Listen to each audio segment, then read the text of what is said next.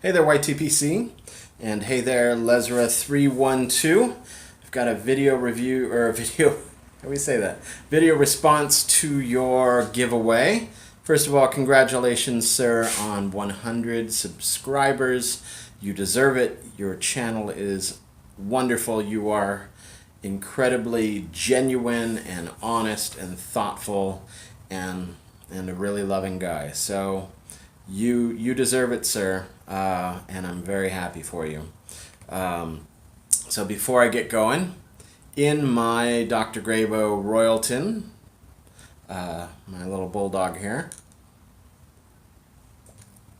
I have 3 nuns because I've been enjoying it lately.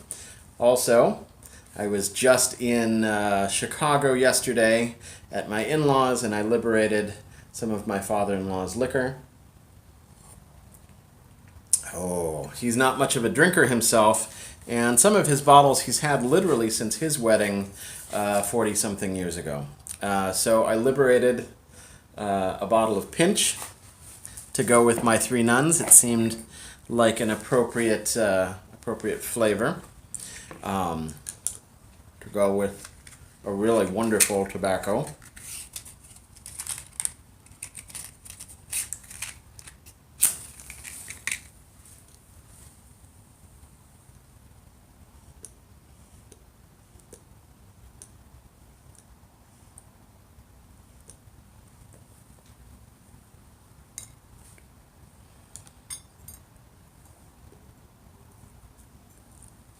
Anyway, your request for VRs was to have people give you a little Chicago love, and I'm in a pretty good position to do that. So let me tell you about Chicago to me. I'm not going to give you much Chicago history, because that's not been the way that I've interfaced with Chicago. I live an hour and a quarter from the northern suburbs, which these mosquitoes are killing me tonight. I'm going to have some really chewed up legs by the end of this. I live an hour and a quarter from the northern suburbs, and I live about 2 hours from downtown. All of my in-laws still live in either the northern suburbs or downtown. So I'm there a lot. I'm there probably every 3 to 5 weeks. Oh man, I don't know if I'm going to make it. Ooh, I'm going to be itchy. Anyway, so let me tell you 2 or 3 things about why I actually love Chicago. I have no problem giving you a little Chicago love. I do not think it has a bad reputation like you suggest. As a West Coaster, I came to Chicago many times with my then fiance. I visited, I think, 8 times in 2 years because she's from a very tight-knit family and people are still expected to show up for everything. And they don't really care how far away you live. So I was on a plane a lot to Chicago. And of course, I don't know if you've ever been to San Francisco, but San Franciscans are okay. They're not super rude like you'd think of Seinfeld characters in Manhattan being, but they are very self-absorbed, and they will look through you like you're a ghost, even if you're blazing on fire. Nobody will even see that you need help or talk to you, and God forbid you're ever lost somewhere.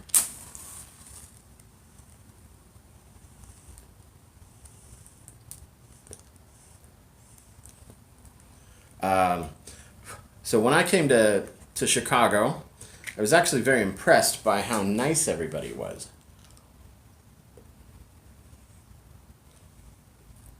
That opinion has changed for me a little bit living in Milwaukee because Milwaukeeans are so nice they make even people from Chicago look like rude jerks.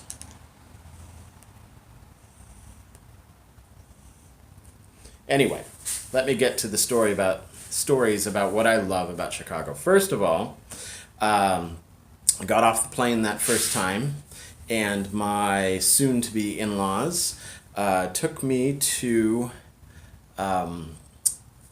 amazing pizza.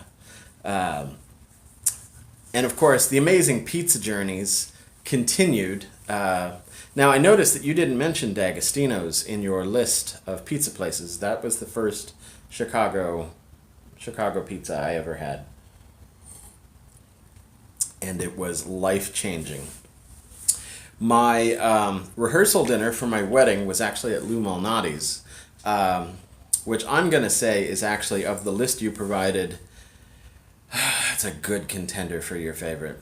Lou Malnati's almost definitely is the one you're going to list. Though you did list two or three that I'm really not that familiar with. Two, I think.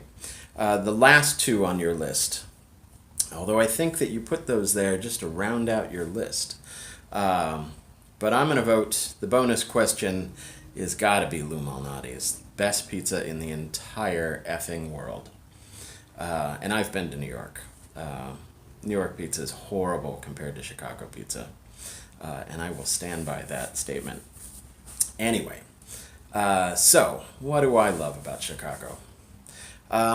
Chicago's amazing. The food's amazing. It's a huge, huge place.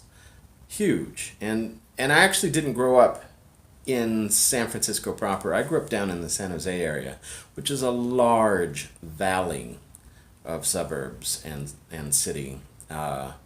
And Chicago just dwarfs that. Chicago is enormous. It takes an hour to get from my parents-in-law to my wife's grandmother, and she lives at Argyle and Sheridan.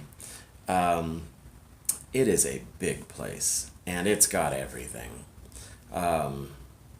Yeah, I could eat my way through Chicago, and it will take me 2 years just to get from one side to the other, eating all the great stuff. It's just amazing stuff.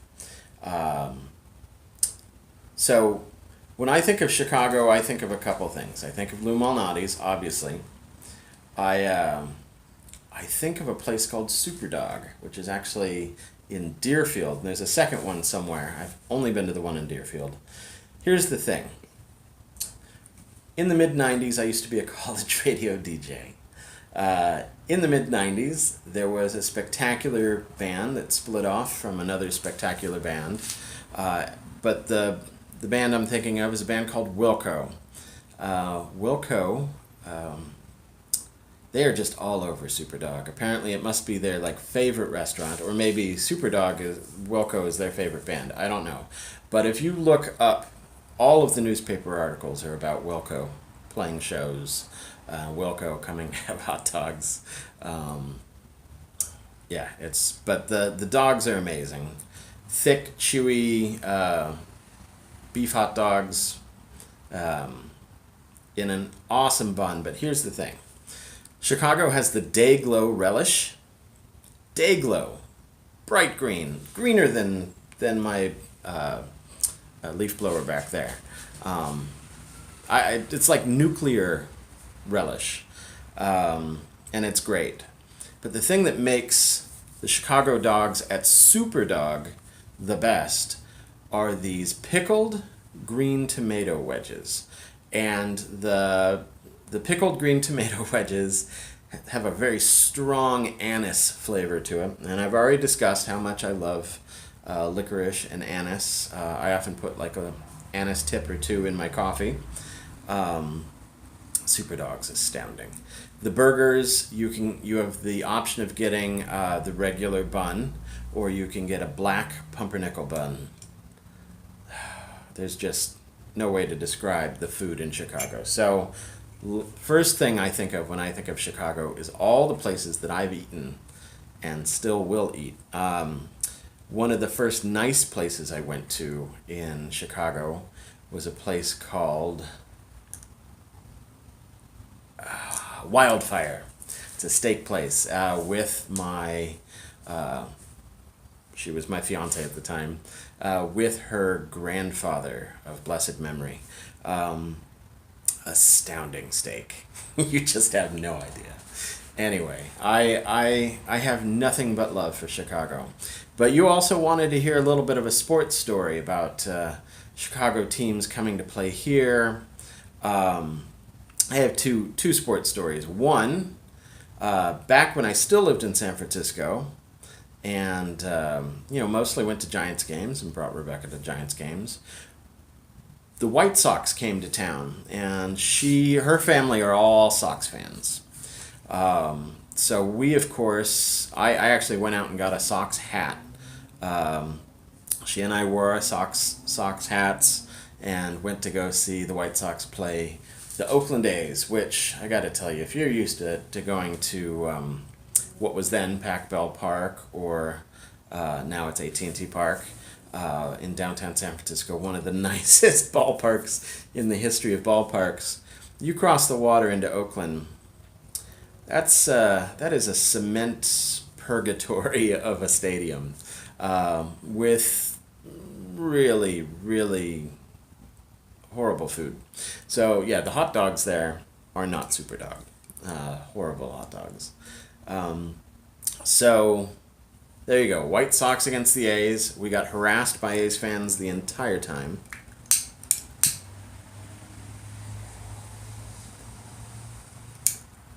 It was a brutal hot day, and of course, being an A's game, there wasn't anybody there. So we actually moved our seats back a couple rows to sit in the shade, and of course, all the A's fans were like, "What, are you leaving?"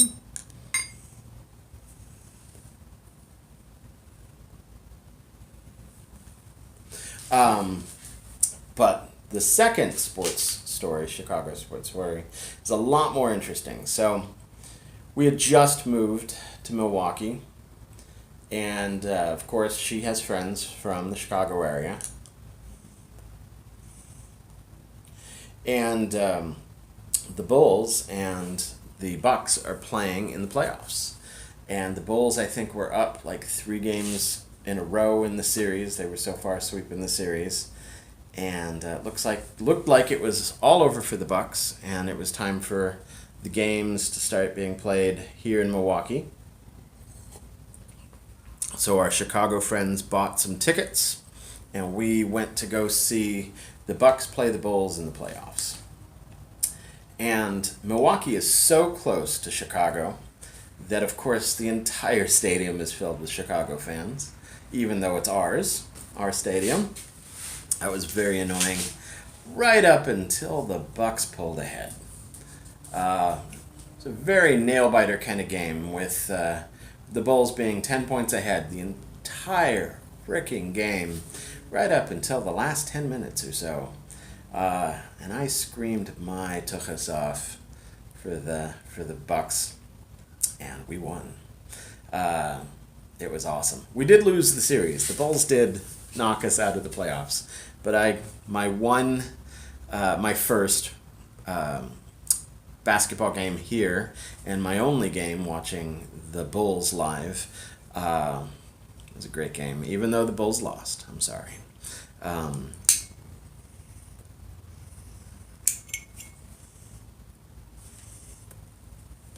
But of course, the Bucks will never go past that. I went and saw the Bucks play the Clippers. No, I'm sorry. I take that back. I went and saw the Bucks play the Celtics right there at the end of the season, and the Bucks did go into the playoffs again, and of course blew it in the first series of playoffs. So those are my Chicago stories for you, and I want to leave you with one thought. I do like a lot of music that's come out of Chicago. There's a lot of music that has come out of Chicago. And we could name hundreds of bands. But one of the songs that I find is kind of an earworm, it gets stuck in my ear quite a bit when I hear it, is Andrew Bird's Pulaski at Night. So I hope you already know that song. If you don't know the song Pulaski at Night by Andrew Bird, look it up here on YouTube. It's infectious. You're going to like it. And I think of it every time I cross Pulaski, whether it's nighttime or not. Whenever I'm driving around Chicago and I cross Pulaski, I got to sing it. I think even my son likes it at this point. So those are my Chicago thoughts for you. Again, congratulations on 100 subs. You deserve it. I can't wait to see you get another 100. And hope you're well. Hope everybody has a great Memorial Day. I am going to be in Illinois again tomorrow, but not Chicago. In fact, I don't even know where I'm going. It's someplace west. I have to look it up on Google Maps. But okay, it'll be an adventure.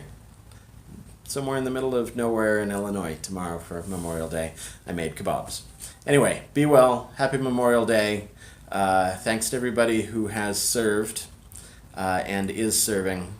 And you folks be well. Lezra 312, congrats. Sei gesund.